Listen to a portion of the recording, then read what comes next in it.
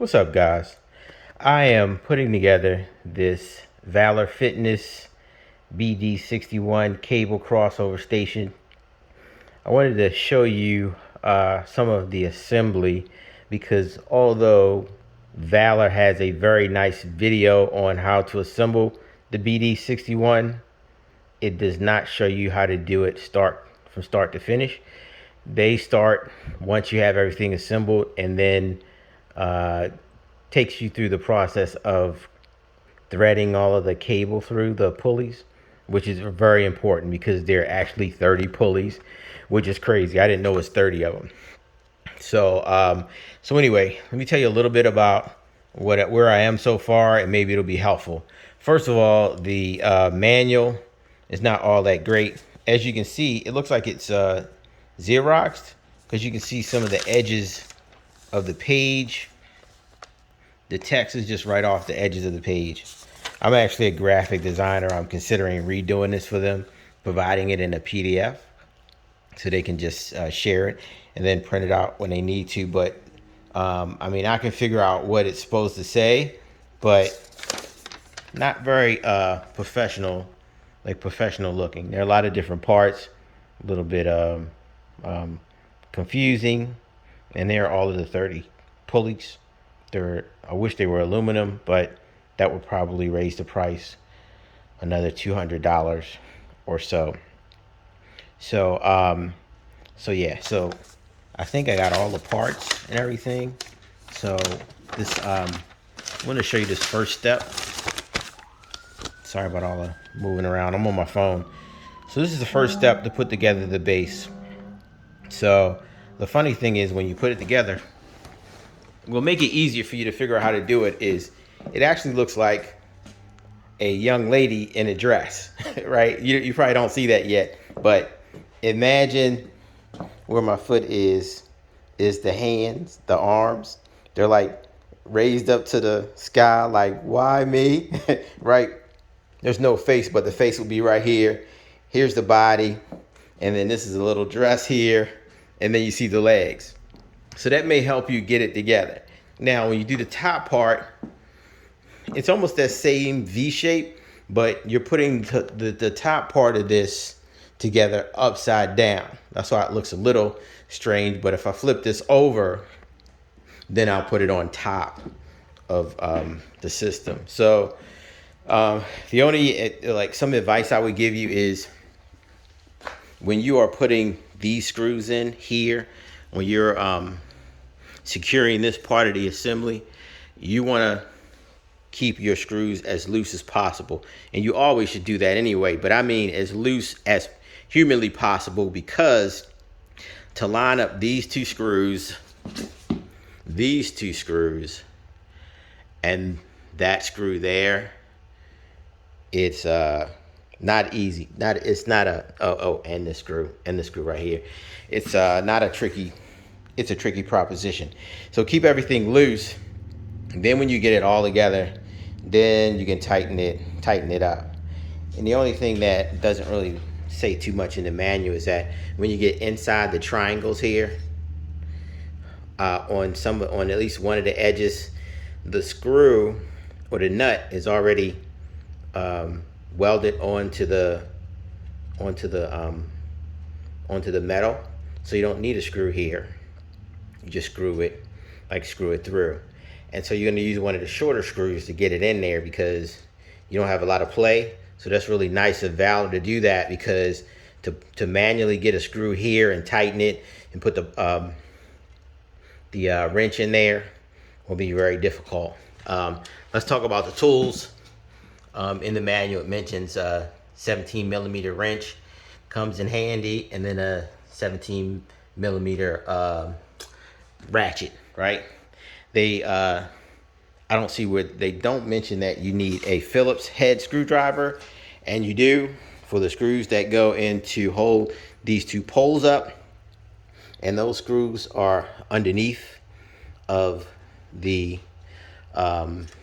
assembly here, and underneath there does have some grooves in the metal so that you can screw the screws in, and they screw into the poles. And that's probably one of the difficult things to do. I'm doing this by myself. So the tricky part is that they don't ask you to put these two poles in until you have the bottom part assembled. Now, once you do that, now it makes it very difficult for one person to put these screws in underneath and slide all these things down.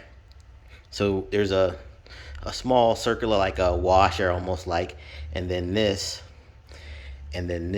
thicker washer. You slide all those down, then you'll slide this part down as well.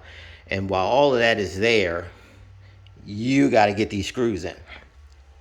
If I did this over again, the first thing I would do was take the lady's arms and then screw the poles on, because that way I could, you know, flip this 90 degrees and screw this on without too much of an incident, right? And while I'm doing everything else, screwing all these screws in, this pole is not going to bother anybody. It's not going to get in my way of doing anything or screwing in anything. So this is probably should have been like the first thing I would have done, was to put the poles in. Now, so how did I do it? So anyway, this room is like a theater slash workout room, right? That I'm putting together a gym. So I just put the gym floor in. So that's why you see there's still a lot of like stuff I need to clean up, but I'm rambling. But anyway, so I took a chair, put the chair right here, and then I lift up the whole assembly perpendicular, so that these now were horizontal to the floor, and also held up by the chairs. And so while the chair was holding it, then I was able to screw it in, because you're not going to be able to screw it in unless the two poles are horizontal. Right now they're vertical. You got to make them horizontal. So the only way you're going to pivot, you're going to lift up, you're going to grab the lady's hands right from the bottom and lift it up, pivot it on these two angles to get it perpendicular, and then do what you have to do. So that was a tricky part.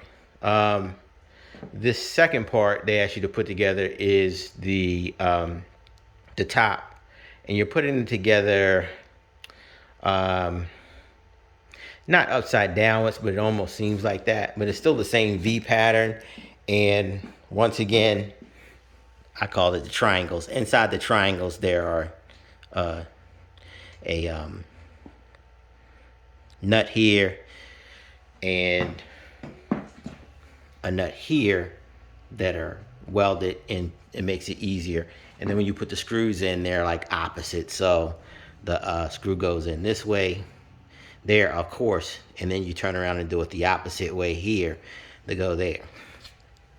So it's still loose, still pretty much loose. I haven't tightened everything up yet.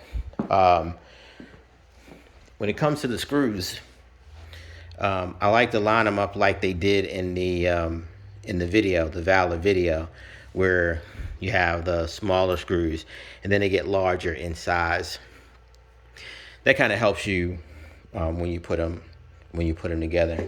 But I don't think that I have all the exact size screws, but I don't think it really matters too much, because if you look at this screw and that screw, you're not talking about a lot of difference there, right? So really, I'm not even sure that they needed to have these little smaller like sizes like that. I'm not sure. Maybe they save themselves in metal. Also, all of these screws at the top, I don't know if you see it, there's a number 48 there. And I know that means something, but it might have been nicer if they put some number or letter here that designated what the size was, so you can more easily figure it out, because all of these are 48. All of them. Why they don't need a number on them. That's not helping anybody. So great, they're all 48. That's great. That's not helping. Even the the larger, even the larger one, the 100 is 48. So how do you figure out which screw is which? In the assembly video, there's a part in the video where they show all the screws. I just did a screenshot of the video and then printed it out, and this has been very helpful. I don't have anything flat really here in this room. If I did, I would have lined them up exactly like this, and it would be helpful. Down to the far left, these M10s, these two little screws, they require a Phillips screwdriver, and nowhere in the manual does it mention that you need a Phillips screwdriver that I could see. These two screws, if I didn't say, hold the two poles together, so they're the ones that go underneath. So we go back to the manual. It says tools required: 17mm socket wrench, 17mm wrench. Does not mention the Phillips screwdriver at all, but who doesn't have a Phillips screwdriver? So anyway, so this is the first thing. Build the lady. The lady's gonna hold everything up, and then the next page they're asking you to put the poles in, right? And number 7 down at the bottom here are those little small screws that go underneath. This will be, like I said, this will be the first thing that I would do if I put this together again. So here's where I am so far. I'm putting this part together. So I guess I'm getting close to getting the main assembly together. So I'll come back with part 2 to show you where I am so far. But hopefully you found this helpful. Once again, the screws, in my opinion, the 65s, 70s, and 75s are not that different than each other. And so the difference is so minuscule that I wouldn't even have made them different sizes unless I'm missing something. And I don't know what that is yet. So I'll see as I put this together, but they seem like they're pretty much interchangeable. So if you miss one, you know, you're not going to really be out any or in any type of trouble. But anyway, stay tuned for part 2. Hopefully this was beneficial.